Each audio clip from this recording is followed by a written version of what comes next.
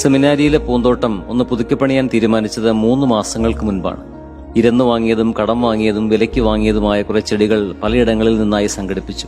കുറ്റിച്ചെടികളും വള്ളിച്ചെടികളും ഇലച്ചെടികളും തുടങ്ങി കണ്ണിൽ കണ്ടതെല്ലാം നോഹയുടെ പെട്ടകത്തിൽ എന്ന പോലെ ഓരോ ജോഡിയെങ്കിലും കരുതി വെച്ചു.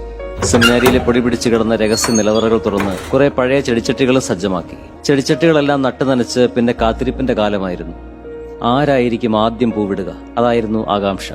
കടിഞ്ഞൂൽ പൂവിനു വേണ്ടിയുള്ള കാത്തിരിപ്പിൽ ഞങ്ങളെ അത്ഭുതപ്പെടുത്തിക്കൊണ്ട് ആദ്യം പൂത്തൊളിഞ്ഞത് വള്ളിച്ചെടികളാണ്. കൂട്ടത്തിലെ മറ്റ് കേമന്മാരൊക്കെ എന്റെ സമയം ഇനിയുമായിട്ടില്ല എന്ന മട്ടിൽ അലസരായി നിൽക്കുമ്പോഴാണ് അവർക്ക് മുന്നിൽ വള്ളിച്ചെടികളുടെ തകർപ്പൻ ഫ്ലവർ ഷോ.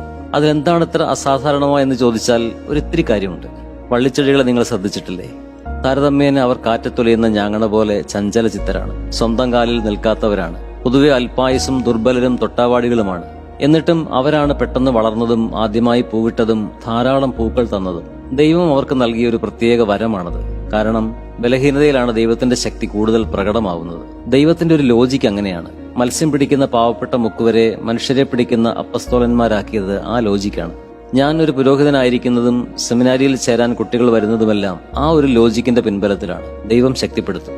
എന്തെങ്കിലുമൊക്കെ നന്മ നമ്മിലൂടെ സംഭവിക്കുന്നുണ്ടെങ്കിൽ അത് നമ്മുടെ ബലഹീനതയിൽ പ്രകടമാകുന്ന ദൈവകൃപയല്ലാതെ മറ്റെന്താണ്?